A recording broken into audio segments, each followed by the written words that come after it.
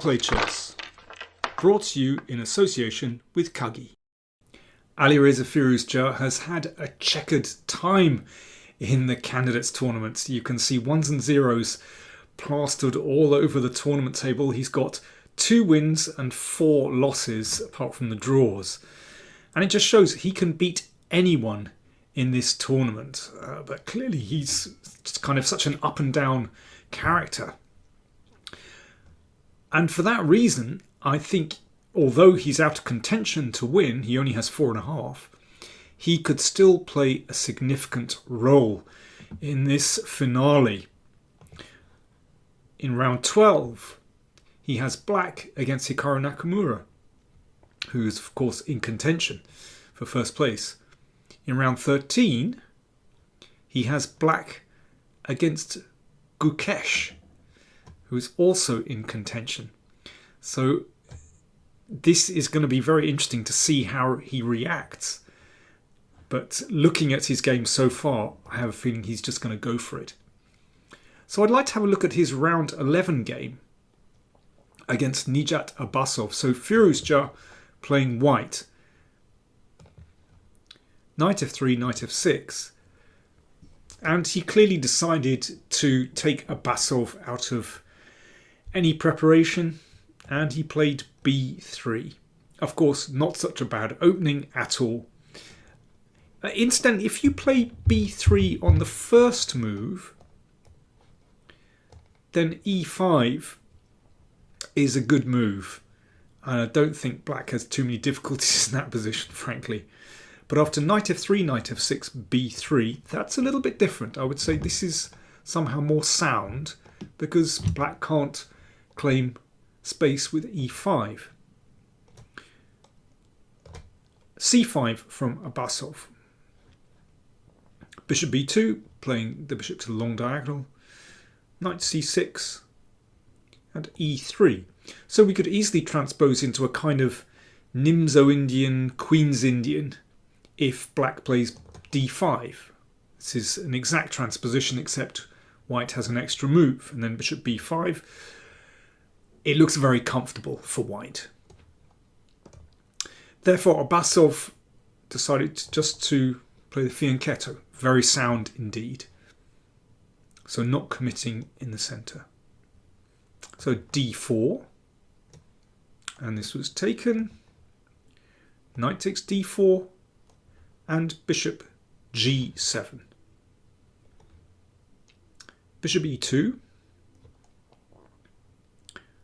Castles from both sides. And here Abasov has to decide what to do with his centre. Does he want to somehow claim some centre, but then, you know, he might get attacked? Or does he want to do something else? You could play d6 here.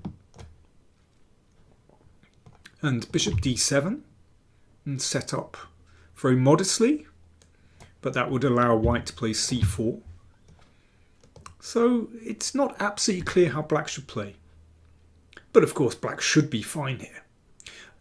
Abasov exchanged on d4. Alireza recaptured the bishop. And then d5.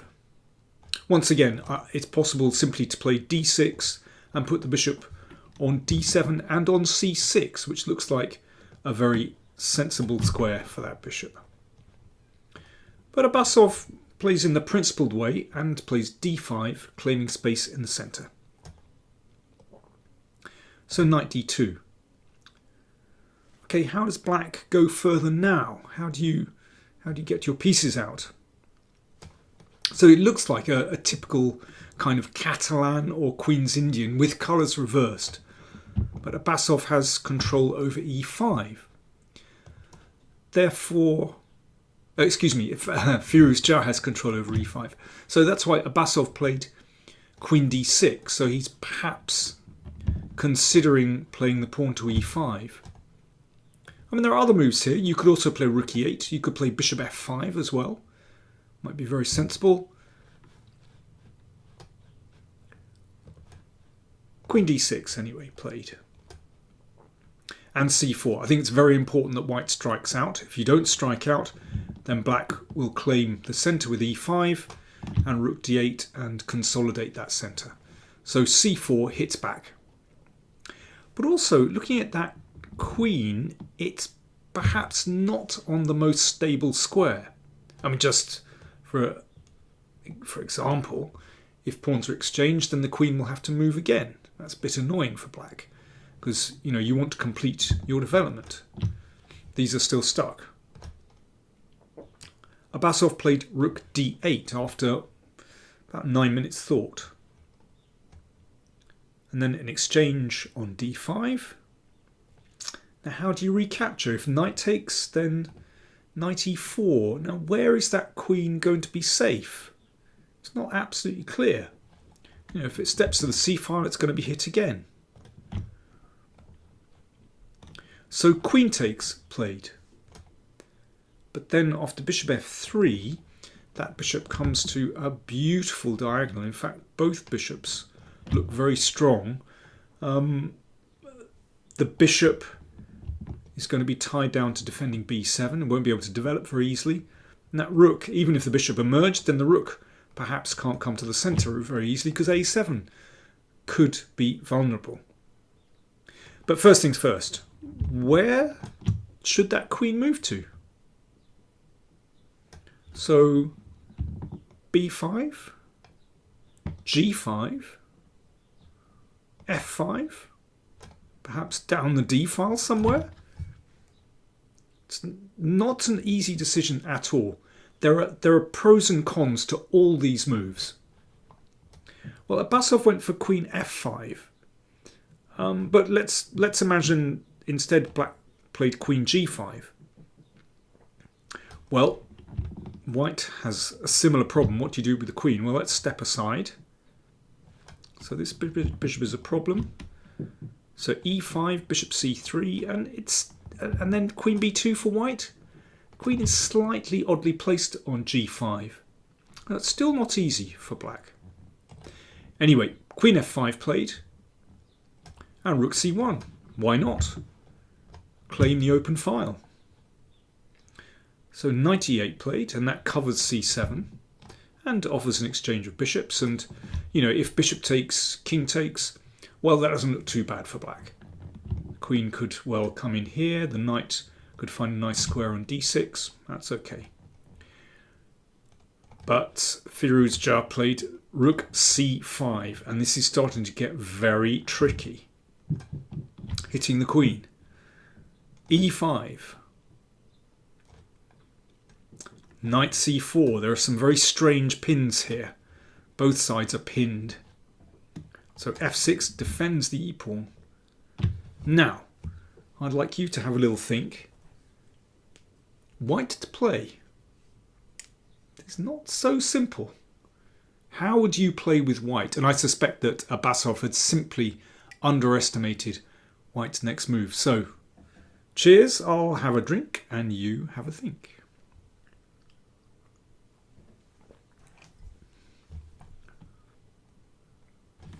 So perhaps you were thinking to step away from the pin, so queen e2. Well, that one's no good. Okay, pawn takes bishop isn't possible, there's a pin here. However, after queen e6, the bishop has to move, and then e4 wins the bishop. It's trapped. Okay, that's a particularly bad square. What about queen c1, a better square? Even so, queen e6, push that bishop back. b6, look, that rook could be in trouble. I mean, this is actually a very messy position, but black is okay here. The best move for white is rook d5. Excellent move. And I'm sure this was overlooked by Abasov. This queen is the problem again. So for example, bishop e6, that's the kind of move you want to play to push the rook, but then e4, and the queen is in trouble. So for example here, it's almost trapped. And well, this opens up the d file as well, of course. And what else is there? Yeah, bishop d7. Okay, we'll move this one back and watch this. I mean, this is a terrible pin. Actually, white can play very simply here. Queen d2, followed by rook d1, tripling on the d-file, and that bishop is going to be lost. So Abasov exchanged on d5, a check, and again, bishop e6, e4, there's going to be problems. There's a problem here. If the queen moves away from the bishop, it's gone. So king h8, bishop c5, and black's basic problem is, how do you bring out this piece? Because white is just going to take here. If you notice, there are no weaknesses in white's structure. It's a horrible position for black to play. Queen d7. Now, a really simple move for white. You might think, well, okay, black might be able to consolidate here. Bishop f3. Lovely move.